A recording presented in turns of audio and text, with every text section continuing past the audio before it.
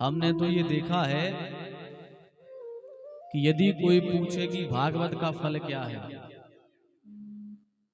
कोई यदि कहे कि भागवत का फल क्या है, तो आप कह सकते हो कि भागवत का फल है जो व्यक्ति भागवत करा लेता है तो उसको उसके फल के रूप में शिव महापुराण की कथा प्राप्त होती है।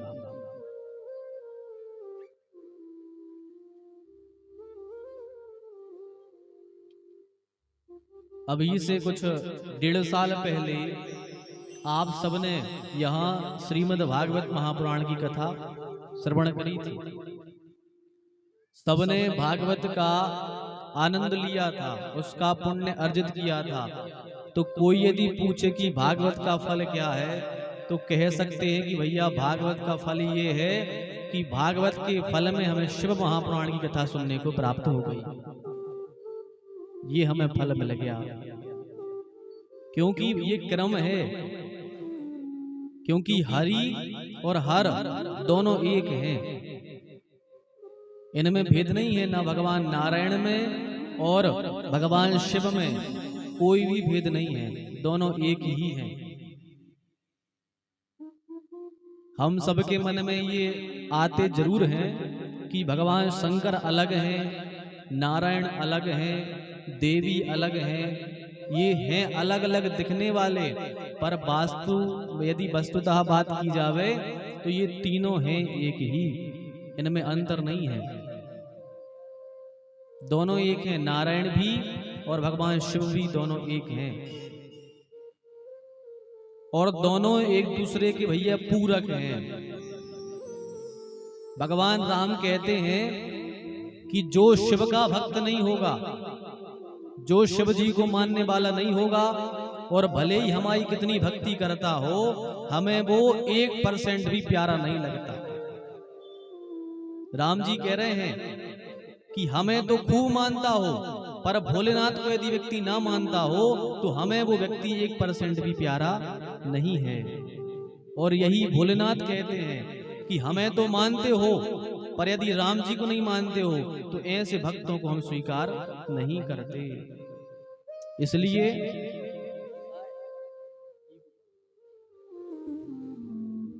इसलिए जो है भगवान शिव के जो भक्त हैं उनको राम जी को भी मानना चाहिए, और जो राम जी के भक्त हैं उनको शिव की भी पूजा करनी चाहिए।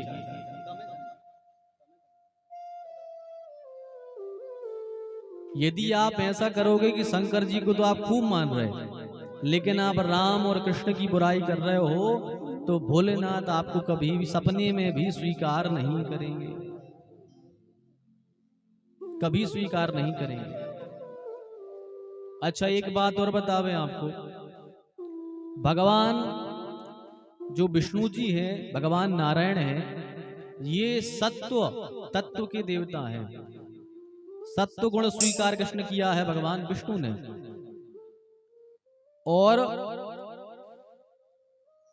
जो रजगुण है, रजोगुण है, उसको स्वीकार किया है ब्रह्मा जी ने, और जो तमोगुण है उसको स्वीकार किया है भगवान शिव ने। तीनों के अपने अपने काम बटे हैं। ब्रह्मा जी संसार की सृष्टि करते हैं, भगवान नारायण सृष्टि की रचना के बाद में उसका पालन करते हैं, और भगवान शिव जो हैं ये संहार करते हैं। लेकिन पता है हम सब क्या जानते हैं? हम सब केवल यही जानते हैं कि शंकर जी केवल मारते हैं, संहार माने मारना। पर संहार का अर्थ वहां ये नहीं है कि शंकर जी तलवार लेकर के सबकी मुंडी उतारते रहते हैं। वहां हमें ये समझना चाहिए कि संहार वे करते कैसे हैं। उनके संहार करने में भी जीव का कल्याण होता है। कैसे? जैसे देखो, आप सबने खेती करी होगी। जब जैसे आपने गेहूं की खेती करी, अब गेहूं की खेती के बाद में जब गेहूं की बाल पक गई, उसमें दाने आ गए, तो अपन क्या करते हैं, उसको काट लेते हैं और काट करके घर में रख लेते हैं। अब आप देखना संहार का हम क्या करते हैं, हमने वो गेहूं पक गए, उनको हमने काट लिया, फिर हमने क्या किया, उसको हमने थ्रेसर में डाल दिया, और थ्रेसर में जब डाला तो क्या हुआ कि सार अलग हो गया, और जो सार नहीं था वो व्यर्थ था, वो अलग निकल गया, और सार ग्रहण कर लिया।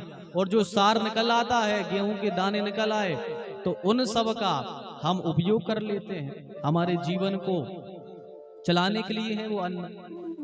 तो भगवान संहार कैसे करते हैं? शिव जी संहार ऐसे ही करते हैं जैसे वो थ्रेसर का काम है।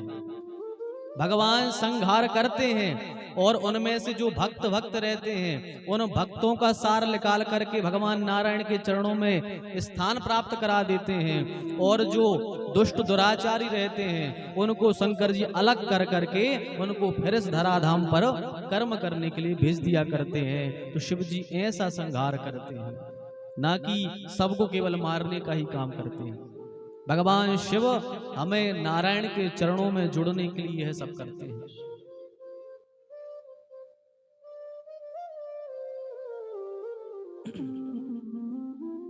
तो भैया यदि आप शिव जी के पुजारी हो, शिव जी को मानने वाले हो, तो राम जी की कभी बुराई मत करना, और यदि राम जी के मानने वाले हो तो शिव जी की बुराई मत करना, क्योंकि राम जी कहते हैं शिवद्रोही मम दास कहावा।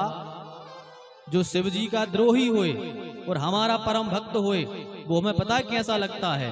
बोले शिवद्रोही मम दास कहावा, सो नर मोह सपने नहीं भावा। भगवान राम जी कह रहे हैं जो शंकर जी की बुराई करे, हमारा भक्त हो, हमें वो सपने में भी अच्छा नहीं लगता। और हम सब गृहस्थी हैं, तो गृहस्थियों के लिए इन 5 देवताओं का रोज पूजन करना चाहिए। नित्य प्रति इन 5 देवताओं का हर गृहस्थी को पूजन करना ही करना चाहिए। और ये ऐसे देवता हैं 5 जिनका स्वरूप में भी पूजन होती है और जिनकी पिंडी में भी पूजन होती है। वे साकार भी हैं और वे निराकार भी हैं।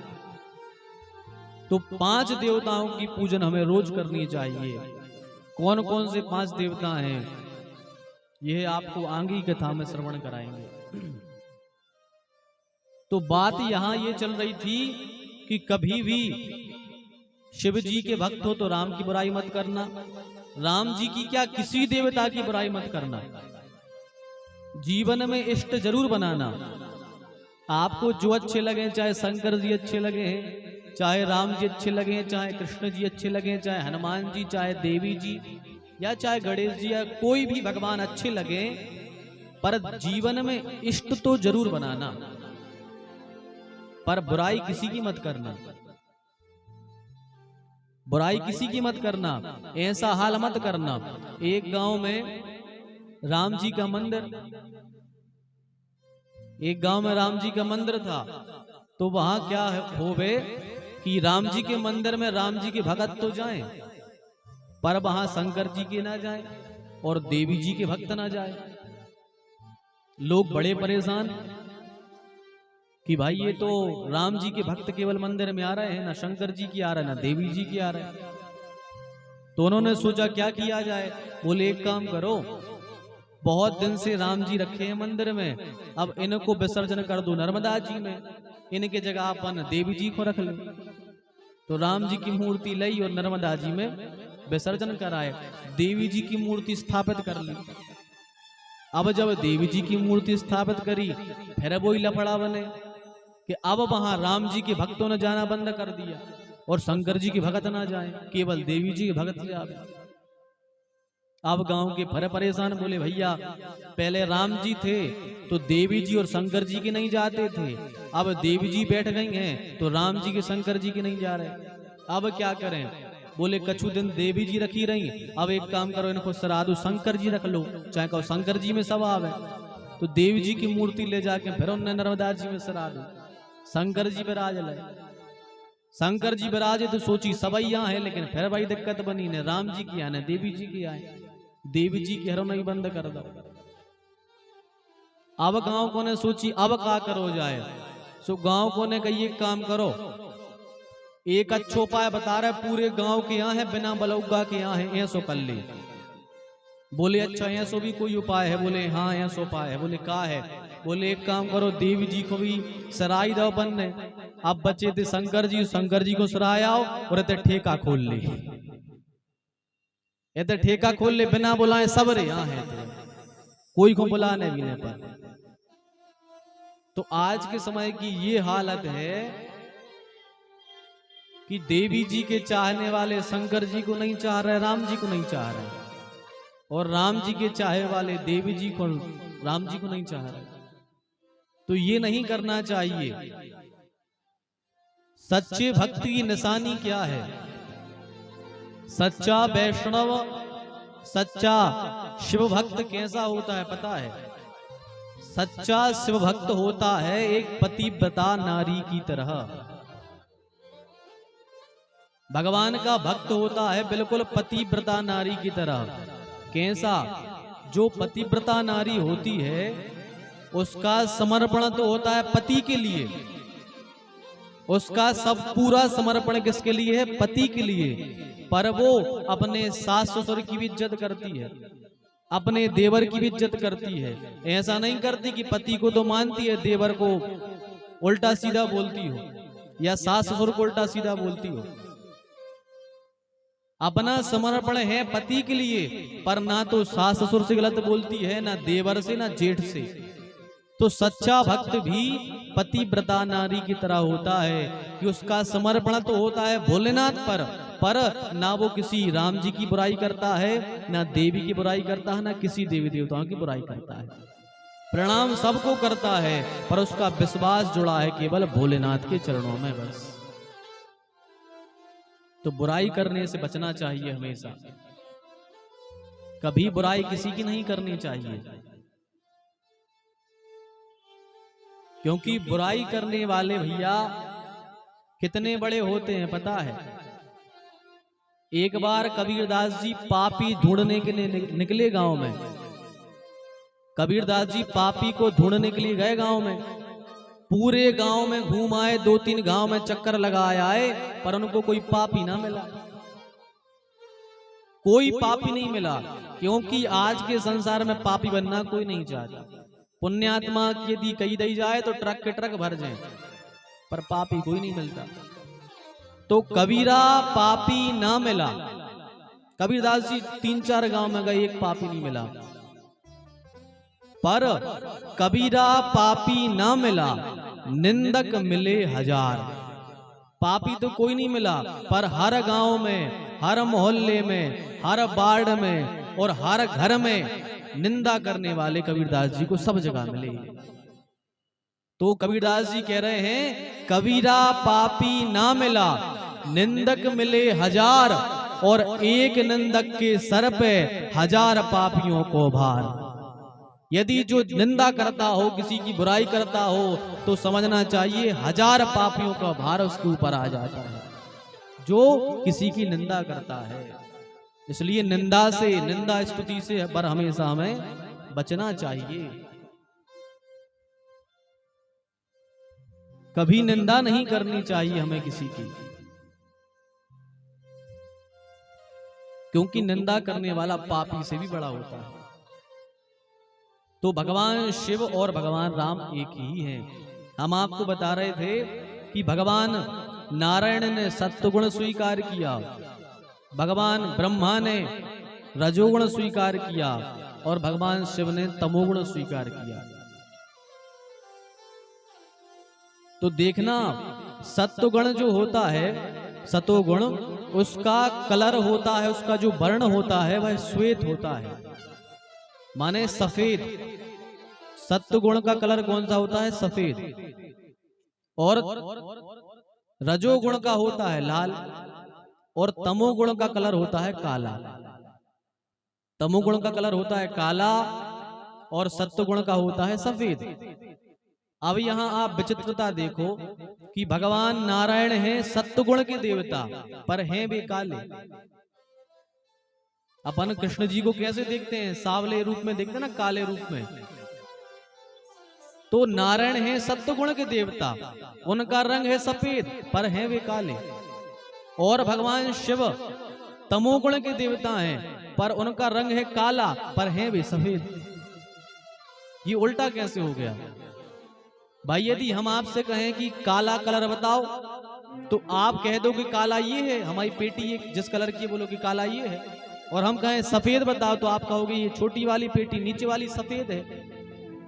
तो भाई जब नारायण का कलर सफेद होना चाहिए था, भगवान शिव का कलर गौर वर्ण काला होना चाहिए था, तो ये उल्टा कैसे हो गया? तो एक बड़े संत हुए हैं करपरात्री जी महाराज, वे कहते हैं ये उल्टा कैसे हो गया? बोले ये उल्टा इसलिए हुआ कि भगवान शिव 24 घंटे भगवान नारायण का ध्यान करते रहते हैं, और भगवान नारायण 24 घंटे शिव जी का ध्यान करते रहते हैं। तो ध्यान करते करते करते हजारों वर्ष बीत गए, तो क्या हुआ कि जो नारायण का रूप था वो शिव ने धारण कर लिया, और जो शिव का रूप था वो नारायण ने धारण कर लिया। इसलिए नारायण काले हो गए और भोलेनाथ सफेद हो गए।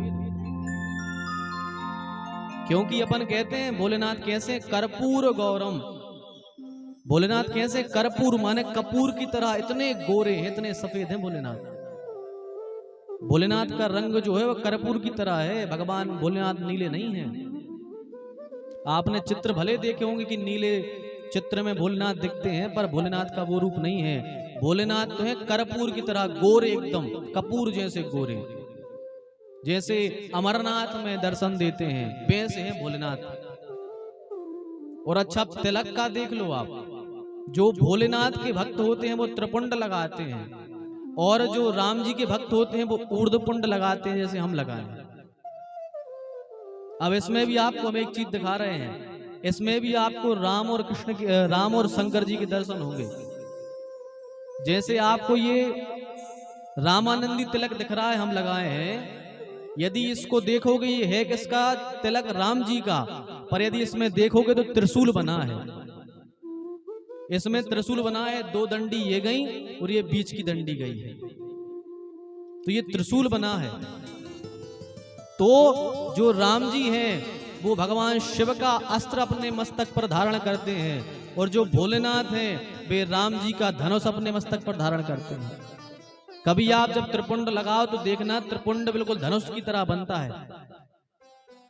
त्रिपुंड धनुष की तरह बनता है, और बीच में लाल लगा देते हैं लंबा, तो वो बाण बन जाता है। तो जो भोलेनाथ हैं वो राम जी का अस्त्र अपने मस्तक पर धारण करते हैं, और जो राम जी हैं वो शंकर जी का त्रिशूल अपने मस्तक पर धारण करते हैं। तो दोनों एक दूसरे के पूरक हैं भैया, शिव और नारायण, इनमें कोई प्रकार का भेद नहीं है। दोनों एक हैं, दोनों दिखते अलग अलग हैं, पर दोनों की आत्मा एक ही है।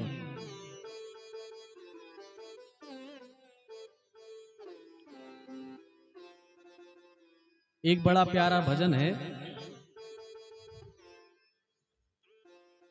भक्त ने कहा है कि हरि और हर एक हैं दोनों, हरि हर एक हैं दोनों, इनमें कोई भेद नहीं है।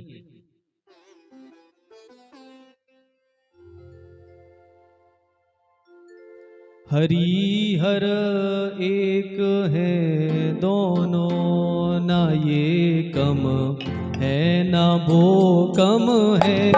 हरि हर एक है दोनों, ना ये कम है ना वो कम है। हरि हर एक है दोनों, ना ये कम है ना वो कम है।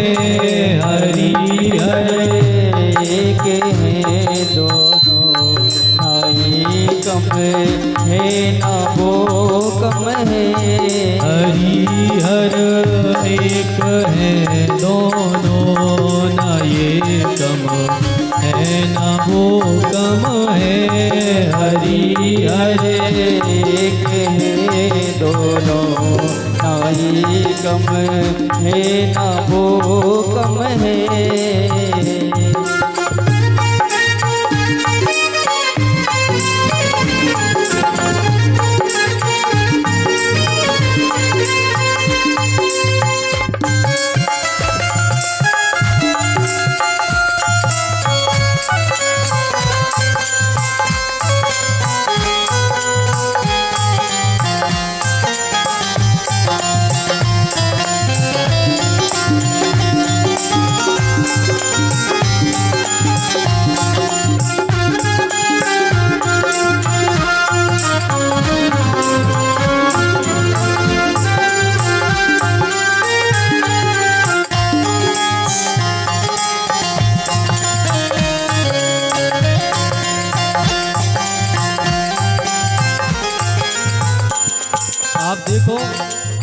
एक हैं, इनमें कोई भेद नहीं है।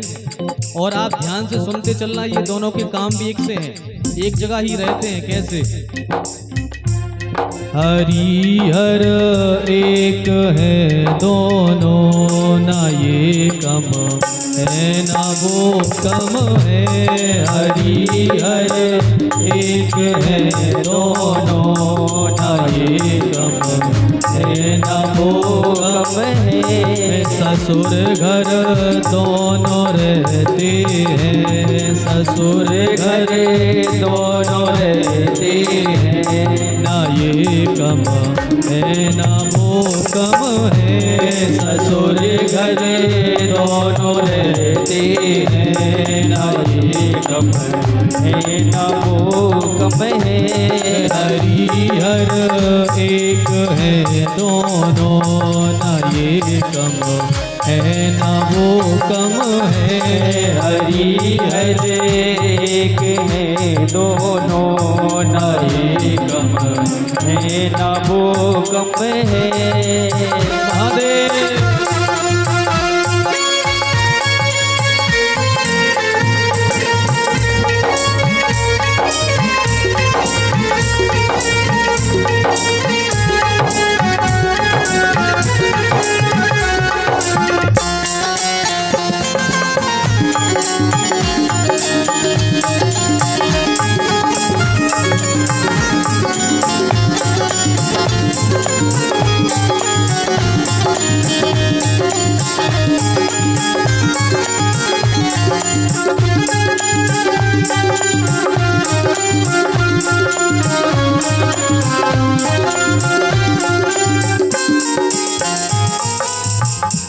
ये पीते भांग का प्याला, वो पीते प्रेम रस प्याला।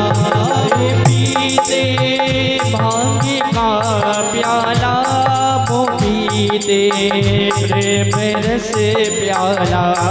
ये पीते भांग का प्याला, वो पीते प्रेम रस प्याला। ये पीते भांग का प्याला, वो पीते प्रेम रस प्याला।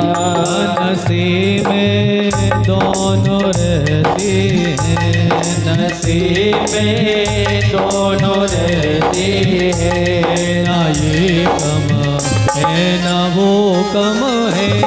नशे में दोनों रहते हैं, ना ये कम है ना वो कम है। हरि हर एक है दोनों, ना ये कम है ना वो कम है। हरि हर एक है दोनों, ना ये कम है ना वो कम है।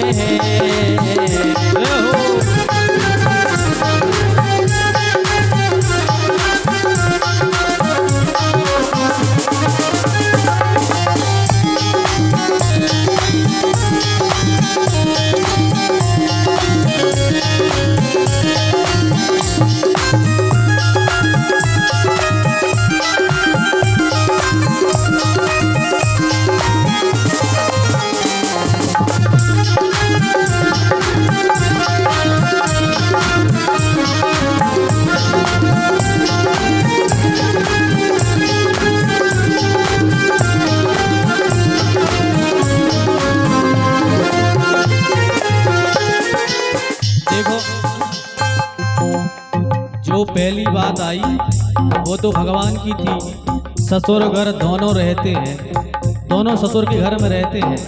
एक हिमालय पे, हिमालय में उनके ससुर हैं शंकर जी के, और नारायण रहते हैं क्षीर सागर में। तो समुद्र में से ही लक्ष्मी जी प्रकट हुई थी, माने वे भी अपने ससुर घर रह रहे हैं और भोलेनाथ भी ससुर घर रह रहे हैं। दूसरी बात आई थी वे भांग का प्याला पीते हैं और भगवान नारायण रस का प्याला पीते हैं। ये बात है तो भगवान की थी। और जो तीसरी बात तो आप और अब हमारा तो ब्याह नहीं भाव हुआ है, आप हरों पे भी घट सकत है जा बात। तीसरी बात में भी एक से हैं, वे कैसे हैं? उमा की बात ये माने, रमा की बात वो माने, उमा की बात ये माने, रमा की बात वो माने। बेवत रमा की बात मानत है। भगवान नारायण जी लक्ष्मी जी जैसो कहते हुए सुबह कहते हैं जी जैसी आज्ञा, और ऐसे ही पार्वती जी कछु कहते हुए शंकर जी के जी देवी जी जो आज्ञा। और आप भरे भी ऐसे ही कहते हो, आशा करत है देवी जी कहते थे ऐसे कहते आओ जी आज्ञा, तो जा ए में तो आप भरो उनकी बराबरी में हो। तो उमा की बात ये माने, रमा की बात वो माने, उमा की बात ये माने, रमा की बात वो माने। उमा की बात ये माने, रमा की बात वो माने। उमा की बात ये माने, रमा की बात वो माने। पिया का मान करने में, पिया का मान करने में, ना ये कम है ना वो कम है। पिया का मान करने में, ना ये कम है ना वो कम है। हर एक है दोनों, ना ये कम है ना वो कम है। हरि हर एक है दोनों, ना ये कम है ना वो कम है। हरि हर एक है दोनों, ना ये कम है ना वो कम है। हरि हर एक है दोनों, ना ये कम है ना वो कम है।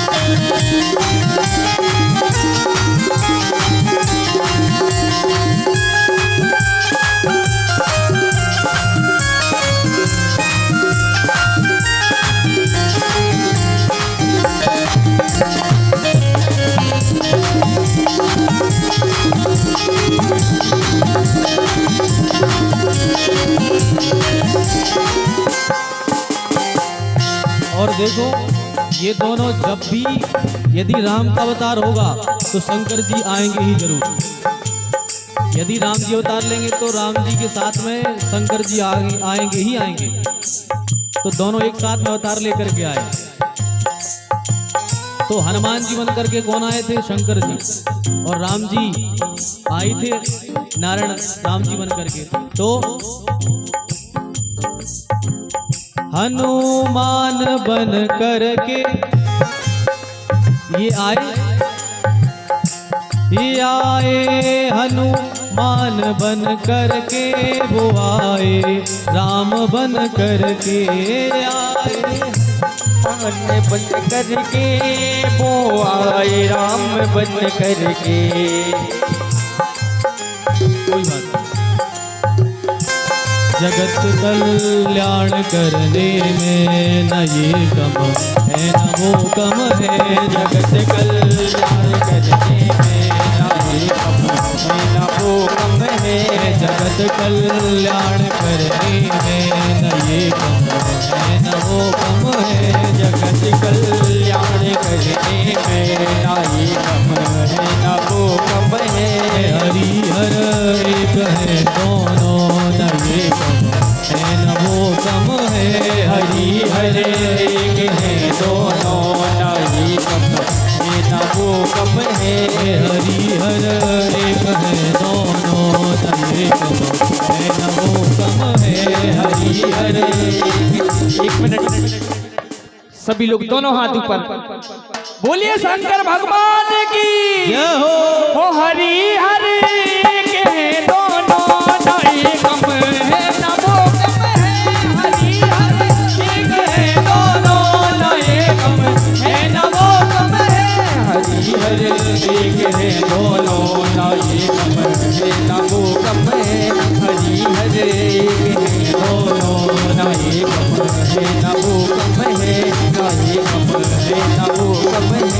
न ये कम है न वो कम। बोलिए शंकर भगवान की जय हो। तो हरि हर एक हैं दोनों, न ये कम है न वो कम है। भगवान शंकर बड़े दयालु हैं। बहुत जल्दी प्रसन्न होने वाले यदि कोई भगवान है तो वो भोलेनाथ हैं। भोलेनाथ बड़े दयालु हैं। और भगवान को तो आप भैया राजसी प्रकार से उनकी पूजन करो, षोडशोपचार से पूजन करो, तब जाकर के वे प्रसन्न होते हैं। पर भोलेनाथ तो ऐसे हैं कि एक लोटा जल लो और जाकर के उनके ऊपर चढ़ा दो, इतने में भी प्रसन्न हो जाते। आप जो है अभी अपने पास 5 दिन है, आप बहुत कितने भोले हैं भोलेनाथ, एक से एक भगवान शिव की चर्चाएं सुनोगे। एक भक्त तो ऐसा हुआ कि वो ही खुद ही चढ़ गया शंकर जी पे, तो प्रसन्न हो गए। चोरी करने के लिए चढ़ा, घंटा खोलने के लिए, तो शिवलिंग पे उसने पैर रख लिया तो भोलेनाथ उसी से प्रसन्न हो गए और उसको वरदान दे दिया। वे सोच रहे थे देखो लोग हम पे जल चढ़ाते हैं और ये खुद ही हम पे चढ़ गया। तो भोलेनाथ प्रसन्न हो गए, इतने भोले हैं। एक बार ब्रह्मा जी ने कहा कि क्यों भोलेनाथ आप इतने भोले क्यों हो, कोई कुछ भी मांगने आता है आप तत्काल दे देते हो। तो भगवान भोलेनाथ बोले ब्रह्मा जी इसलिए तो लोग हमसे भोले कहते, क्यों? क्योंकि हम विचार नहीं करते देने में। यदि हम देने में विचार करने लग जाएं तो फिर हम क्या काम के भोले? बताओ भाई, भोले तो इसलिए हैं कि तुमने जो मांगा सो भैया हमारे घर में सो ले, जो है उठा के ले जाओ, इसलिए तो वो भोले हैं, बहुत भोले हैं। और भगवान शिव जो कोई देवता नहीं दे सकता वह भगवान शंकर देने में सामर्थ्य है। यदि आयु की इच्छा हो, आप सबने भी सुना होगा जैसे किसी की तबीयत ज्यादा खराब हो गई तो लोग कहते भैया महामृत्युंजय जप करा लो, ये ठीक हो जाएंगे, स्वस्थ हो जाएंगे, महादेव इनको और लंबी उम्र प्रदान कर देंगे। तो भोलेनाथ तो जो आपके भाग्य में लिखा है उसको मिटाने में भी सामर्थ्य और केवल भगवान भोलेनाथ में ही है। आपके भाग्य को मिटाने में भी सामर्थ्य रखते हैं भोलेनाथ। शिव महापुराण की कथा में एक कथा आती है, एक दंपति ब्राह्मण और ब्राह्मणी थे। पति पत्नी दोनों भगवान शिव की खूब पूजन करें, भगवान शिव के खूब व्रत करें, 16 सोमवार व्रत करें और भगवान शिव के शिवरात्रि का व्रत करें। सुबह से भगवान शिव का अभिषेक करें और अपना जीवन उन्होंने भोलेनाथ पर ही अर्पण कर दिया था। दोनों पति पत्नी भगवान शिव का पूजन करें, सब कुछ था उनके घर में, धन संपत्ति की भी कोई कमी नहीं थी, बहुत प्रसन्न रहते थे। एक दिन एक महात्मा उनके घर में आए। महात्मा चल करके उनके यहाँ आए और उन्होंने जब ब्राह्मण ब्राह्मणी से पूछा क्यों ये दुखी क्यों हो, रो क्यों रहे हो भोलेनाथ के सामने, क्यों रो रहे हो, क्या कारण है? तो वे दंपति कहने लगे कि महाराज हमारे यहाँ भोलेनाथ की कृपा से सब कुछ है, भोलेनाथ ने हमें सब दिया है, धन संपत्ति हमें सब चीज से संपन्न रखा है, बढ़िया घर भी है, धन है, दौलत है, पत्नी भी सदाचारी है, पत्नी भी हमारी बात को मानने वाली है, झगड़ालू नहीं है, सब चीज से हम प्रसन्न हैं। अच्छा ये सुख है भैया, जिनकी घरवाली यदि ना लड़े तो समझो ये सुख है। ये नीति कहती है ये 6 प्रकार के सुख हैं। यदि ये 6 प्रकार के सुख व्यक्ति के पास हो तो समझना चाहिए कि सारे संसार के सुख हमारे पास हैं। ये 6 प्रकार के सुख कौन कौन से? पहला अर्था गमो नित्य मरोगिता च प्रिया च भार्या प्रियवादिनी च बस्यश्च पुत्रोर्थ च करीच विद्या षड्जीव लोकस्य सुखानि राजन। इस संसार में जिसके पास ये 6 चीजें हैं समझना कि हम ही संसार में सबसे ज्यादा सुखी हैं। कौन कौन सी 6 चीजें? पहला अर्थागमो नित्य मरोगिता च, रोज घर में पैसा आता हो, ये सुख है। रोज यदि घर में पैसा आ रहा है तो समझो ये भगवान की हम पर बहुत बड़ी कृपा है कि हमारे यहाँ रोज धन आ रहा है। और केवल धन आने से भी कुछ नहीं है, ऐसा भी धन किसी काम का नहीं कि धन तो आ रहा है पर शरीर स्वस्थ नहीं है तो पूरा डॉक्टरों के यहाँ चला जा रहा है। तो पहला सुख रोज घर में धन आवे, दूसरा सुख